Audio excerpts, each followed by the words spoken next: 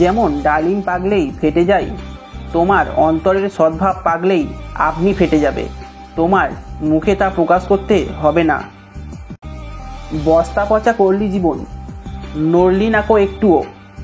ভগবানের দোষ দিয়ে তুই মুখের কথাই হলিপটু। যখনই দেখা যায় কেহ কাহারও মঙ্গলের জন্য উদ্গ্রীব, আর মঙ্গল দেখলেই তুষ্ট ও হৃষ্ট হয়, খ্যাতিজ্ঞান স্বভাবসিদ্ধ, বুঝিতে হইবে যে তাহাকে ভালোবাসে। ভালোবাসা মানেই হচ্ছে প্রিয়ের ভালোই বা মঙ্গলে বাস করা, বা প্রিয়র মঙ্গল পরায়ণতা। আমাদের কাজ কেবল হিসাব রাখা নয়, কেবল ইষ্টবৃত্তি সংগ্রহ করা নয়, কেবল সৎসঙ্গ করা, মাতৃ সম্মেলন করা, উৎসব করা নয়। আমাদের কাজ হচ্ছে প্রত্যেকটি ব্যক্তিতে এরকম করে জড়িয়ে পড়া, প্রত্যেকটি ব্যক্তির দুয়ারে পৌঁছানো এবং তাকে উদ্বুদ্ধ করা, যাতে সে ঠাকুরের হয়ে উঠতে পারে। নটের মতো চল ওরে তুই ভবরঙ্গ মঞ্চ মাঝে, ইষ্ট স্বার্থ রাখতে অটুট কর অভিনয় তেমনি ধাঁচে। যদি রক্ষা পেতে চাও, ভয় এবং দুর্বলতা বলে কিছু রেখো না। সৎ চিন্তা এবং সৎকর্মে ডুবে থাকো। যারা ভগবানের জন্য লেগে বেঁধে খাটে, মানুষের জন্য খাটে, তাদের দেখলে আমার খুব ভালো লাগে। ওতে হাড় মাংস রক্ত পর্যন্ত শুদ্ধ হয়ে যায়। অন্যকে বড় করবি যত, ততই বড় হবি তুই। বড় হবার একটিই পথ, একটি ছাড়া নয়কো দুই। এক দাদা বললেন তার ছেলে কথা শোনে না। জন্মানোর সময় লিখে দিয়েছিল কি সে কথা শুনবে? কথা শোনানোর অবস্থাটা নিজের আচার ব্যবহার দিয়ে করতে হয়। সার্কাসে রিংমাস্টার হিংস্র জন্তুদের নিয়ে খেলা দেখায়, হাতে হাতে তাদের মধ্যে থেকে যা নির্দেশ দেয় তাই শোনে, তার পিছনে তার করা থাকে। তাদের দীর্ঘদিন ধরে শেখায়। দেখতে হয় নদীর পাড় ভেঙে গতিটাকে যেন অন্যদিকে না নিয়ে যায়, এইটুকুই দেখার, তাহলেই সে গন্তব্যে পৌঁছবে।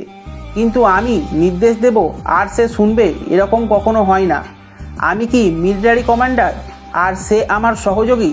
সে যা বলবে, যে যা বলবো তাই শুনবে। প্রিয় আমার, স্বস্তি প্রদীপ হাতে জীবন উজ্জ্বল অযুত আয়ুষ্মান করে আমার সম্মুখে এসে দাঁড়াও। আমি নতি বিলম্ব হয়ে তোমায় জড়িয়ে ধরি। তোমারেই করিয়াছি জীবনের ধ্রুবতারা, এ জীবন কবু আমি হব নাকো পথহারা। দিন দয়াময় ডাক ছেড়ে ওই এখনো তুই ওড্রে জেগে, জীবন ব্রতী হয়ে ইষ্ট পথে চললে বেগে। তোমার ভুলের জন্য তুমিই দায়ী, অন্যে নয়। তোমার ভুল যেন অন্যকে ক্ষতিগ্রস্ত না করে। যদি করে থাকে তাহলে পরিপূরণ করো, নাহলে স্বভাবের অভিশাপ তোমাকে রেহাই দেবে না।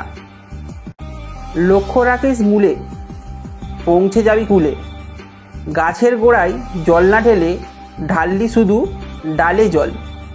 শুকনো গাছের শুকনো ডালে পাবি কি ফুল, পাবি ফল। এগিয়ে যাও, কিন্তু মেপে দেখতে যেও না কত দূর এগিয়েছো, তাহলে আবারও পিছিয়ে পড়বে। কাউকে বিপদে রেখে পালিয়ে যেও না, মনে রেখো একদিন এই বিপদ তোমারও হতে পারে। পিতাই শ্রদ্ধা মাতাই টান, সেই ছেলে হয় সাম্রপান। মাতৃশক্তি অটুট যত, সেই ছেলে হয় কৃতি তত। শিক্ষকে নাই ইষ্টে টান, সে জাগাবে ছাড়তে প্রাণ। অন্যে বাঁচাই নিজে বাঁচে, ধর্ম বলে জানিস তাকে। ধর্মে সবাই বাঁচে বাড়ে, সম্প্রদায়টা ধর্ম নারী। মানুষ আপন টাকা পর, যত পারিস মানুষ ধর। তোমার সংস্পর্শে এসে অপরে যেন বুঝতে পারে যে তুমি তাকে ভালোবাসো, তুমি তাকে শ্রদ্ধা করো। তার ভালো হলে তুমি বর্তে যাও, তার দায়টাকে তুমি নিজের দায় বলে মনে করো।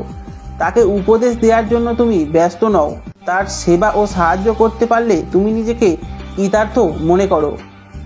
কতজনে বলে না যে ইষ্টবৃত্তি আবার কেন, ধর্মের মধ্যে পয়সা টয়সা আবার কিসের, এরকম তো বলে। আচ্ছা, এবার আমি জিজ্ঞাসা করি, বেটা তুমি হয়েছো, মানুষ হয়েছো কিভাবে? বিনা পয়সায়? কি জন্ম হয়েছে যখন তখন হসপিটালে ইঞ্জেকশন নিয়েছো কি বিনা পয়সায়? পড়াশোনা করেছো কি বিনা পয়সায়? তাহলে বাবা মায়ের স্নেহবন্ধনের মধ্যে পয়সা এলো কি করে?